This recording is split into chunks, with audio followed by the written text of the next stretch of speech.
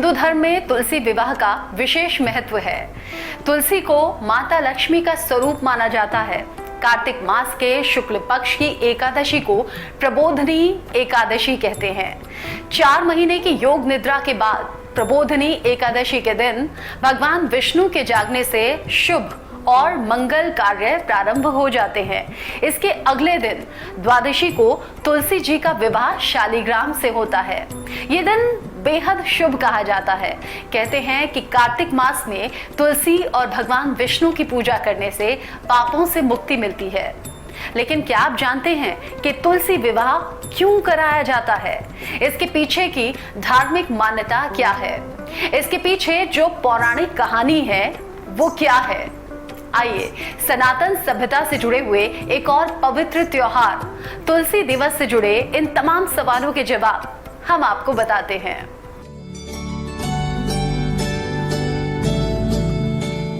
बहुत पुरानी बात है। एक बार देवराज इंद्र और देवगुरु बृहस्पति भगवान शिव से मिलने कैलाश पर्वत की ओर जा रहे थे। रास्ते में उन्हें एक बूढ़े योगी ने रोक लिया। वो कोई आम योगी नहीं बल्कि योगी के भेष में स्वयं भगवान शिव थे। शिव जी ने ये भेष इंद्र और बृहस्पति की परीक्षा लेने के लिए धारण किया था।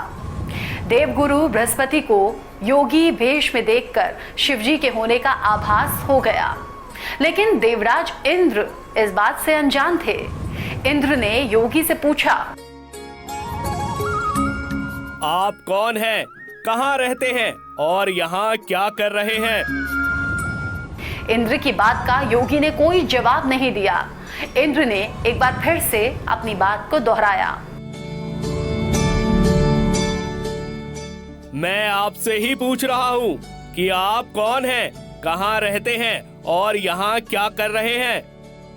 लेकिन इस पर भी योगी की ओर से कोई जवाब नहीं मिला। इंद्र को क्रोध आया। वो क्रोधित हो उठे, अपना वज्र निकाल लिया और योगी को धमकाते हुए उस पर वज्र से प्रहार कर दिया। इंद्र की इस हरकत पर योगी भेष में मौजूद भगवान शिव क्रोधित हो गए।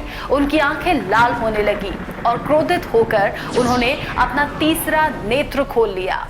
देखते ही देखते इंद्र का वज्र निष्क्रिय हो गया। इंद्र अब समझ चुके थे कि यह कोई आम योगी नहीं बल्कि साक्षात भगवान शिव हैं, जिनके क्रोध से बचना अब मुश्किल है। वो घबराने लगे और भगवान शिव के सामने क्षमा याचना करने लगे। ऐसे में देवगुरु बृहस्पति ने भी भगवान शिव को शांत करने की कोशिश की।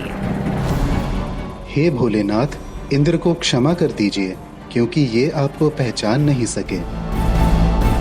शिव ने देवगुरु बृहस्पति की क्षमा याचना मान ली और अपने तीसरे नेत्र से उठी क्रोधाग्नि, जिससे कि वो इंद्र को भस्म करना चाहते थे, उस अग्नि को समुद्र में डाल दिया।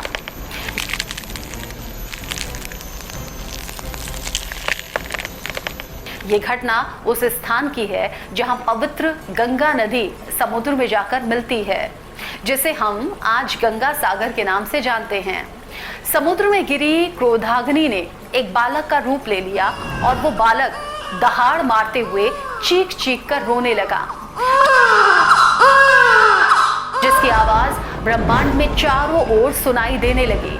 बच्चे के रोने की आवाज इतनी तेज थी कि इसे सुनकर सभी देवी देवता और साधु परेशान हो गए और सभी मिलकर अपनी जिज्ञासा को दूर करने के लिए ब्रह्मा जी के पास गए। ब्रह्मा जी ने सभी को विश्वास दिलाया और कहा कि वो जल्द ही इसका पता लगा लेंगे। अब ब्रह्मा जी को बालक का पता लगाना था, इसीलिए वो अपने निवास स्थान से उठकर आवाज के सहारे समुद्र के पास जा पहुंचे। समुद्र ने बालक को ब्रह्मा जी की गोद में रख दिया और उसके नामकरण की बात कही। बालक अपनी तेज आवाज की तरह खुद भी काफी शक्तिशाली था। उसने ब्रह्मा जी की गर्दन पकड़ ली। बालक की पकड़ इतनी मजबूत थी कि पीड़ा से ब्रह्मा जी के आंसू निकल गए। इसी कारण ब्रह्मा जी ने उस बालक का नाम जालंधर रख दिया और समुद्र से कहा कि ये बालक एक शक्तिशाली असुर सम्राट बनेगा, जिसे एकमात्र भगवान शिव ही पराजित कर सकेंगे। ये कहकर ब्रह्मा जी और बाकी सभी देवगण अपने अपने निवास स्थानों की ओर लौट गए। अब समुद्र बालक की देखभाल करने लगा। युवा अवस्था का होने पर जालंधर का विवाह दैत्य राजा कालनेमी की पुत्री वृंदा के साथ हुआ। वृंदा एक पतिव्रता नारी थी जो अपने पति धर्म को सबसे ऊपर रखती थी। वृंदा के पतिव्रता धर्म के कारण ही देवी देवताओं के लिए भी जालंधर को परास्त करना संभव नहीं था। सही रूप से जालंधर के शक्तिशाली होने का सबसे बड़ा कारण उसकी पतिव्रता पत्नी वृंदा थी। लगातार मिलती जीत और अपनी शक्ति के अहंकार में चूर जालंधर ने देवताओं पर आक्रमण करना शुरू कर दिया था। वो सर्वशक्तिमान बनना चाहता था। उसने इंद्र को परास्त किया। वो बैकुंठ पर आक्रमण कर लक्ष्मी जी को हासिल करना चाहता था, लेकिन लक्ष्मी जी ने उसे समझाया। हे दैत्य जालंधर, हम दोनों ही समुद्र से उत्पन्न हुए हैं। ऐसे में हमारा रिश्ता तो भाई बहन का हुआ। मुझे हासिल करने की बात सोचना भी तुम्हारे लिए पाप है।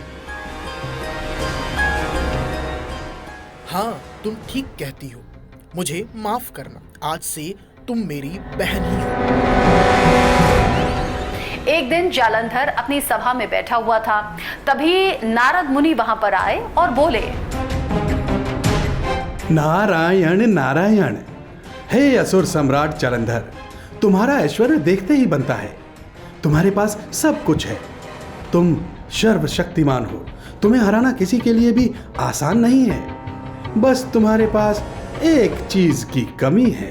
हे मुनिवर, मुझे स्पष्ट बताइए, क्योंकि त्रिलोकों में ऐसा कुछ भी नहीं है जो मेरे पास ना हो। नारायण नारायण, क्या तुम कभी कैलाश पर्वत गए हो? कितना भव्य स्थान है वो। उसकी खूबसूरती के आगे ये कुछ भी नहीं। और माता पार्वती तो सर्वगुण संपन्न स्त्री हैं, जिनकी खूबसूरती देखते ही बनती है। जालंधर सोच में पड़ गया। वो नारद जी के बहकावे में आकर माता पार्वती को हासिल करने की सोचने लगा। नारद जी तो वहां से चले गए, लेकिन वो जालंधर के मन में पार्वती माता को हासिल करने का बीज बो गए। कुछ समय बीतने के बाद जालंधर ने अपनी असुर सेना को कैलाश पर्वत पर आक्रमण करने का आदेश दिया। असुरों और शिव गणों के बीच में भयंकर युद्ध हुआ। असुर शिव गणों पर हावी होने लगे। माता पार्वती ने ध्यान मुद्रा में बैठे महादेव से युद्ध में जाने का आग्रह किया। भगवान शिव युद्ध के मैदान में पहुंचे। भगवान शिव और जालंधर के बीच में भयंकर युद्ध होने लगा। दूसरी ओर विष्णु जी जानते थे कि जालंधर को हराना इतना आसान नहीं है, क्योंकि जालंधर की शक्ति का मुख्य कारण उसकी पतिव्रता पत्नी वृंदा है। इसीलिए विष्णु जी ने अपनी माया के बल पर जालंधर का भेष धारण किया और वो वृंदा के पास चले गए। वृंदा को लगा कि उसके पति जालंधर युद्ध से लौट कर आए हैं। वो भगवान विष्णु को अपना पति मानकर उनके साथ पत्नी जैसा व्यवहार करने लगी और इस तरह से वृंदा का पतिव्रता धर्म टूट गया। जैसे ही यहाँ वृंदा का पतिव्रता धर्म टूटा और वहां युद्ध में भगवान शिव ने अपने त्रिशूल से जालंधर का वध कर दिया। वृंदा को विष्णु जी के छल का पता चल चुका था। विष्णु जी के इस छल से दुखी वृंदा ने विष्णु जी को श्राप दिया। हे विष्णु, तुमने छल से मेरा पतिव्रता धर्म तोड़वाया है। जाओ, तुम आज से पत्थर के बन जाओ। वृंदा के श्राप से विष्णु जी काले पत्थर में बदल गए, जिससे ब्रह्मांड में उथल पुथल की स्थिति उत्पन्न होने लगी। तब सभी देवताओं ने वृंदा से उनका दिया हुआ श्राप वापस लेने की विनती की, जिसके बाद वृंदा ने ब्रह्मांड की स्थिति को समझते हुए अपना श्राप वापस ले लिया।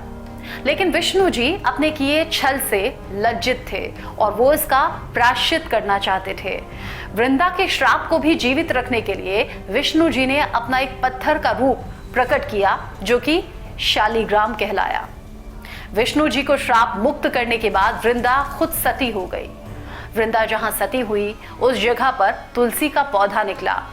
तब विष्णु जी ने कहा, हे तुलसी, तुम्हारा स्थान सदा सबसे ऊंचा रहेगा। तुम देवी लक्ष्मी की तरह ही मेरी प्रिय रहोगी और सदैव मेरे साथ रहोगी। मैं तुलसी के बिना भोजन ग्रहण नहीं करूंगा। विष्णु जी के इतना कहने के बाद से ही तुलसी जी की पद प्रतिष्ठा काफी बढ़ गई। यही वजह है कि भगवान विष्णु जी के प्रसाद में तुलसी जरूर रखी जाती है। बिना तुलसी के विष्णु जी को अर्पित प्रसाद अधूरा माना जाता है। भगवान विष्णु जी के इतना कहने के बाद सभी देवताओं ने वृंदा जी की मर्यादा और पवित्रता को बनाए रखने के लिए उनके तुलसी रूप का विवाह भगवान विष्णु जी के शालिग्राम रूप के साथ करवाया।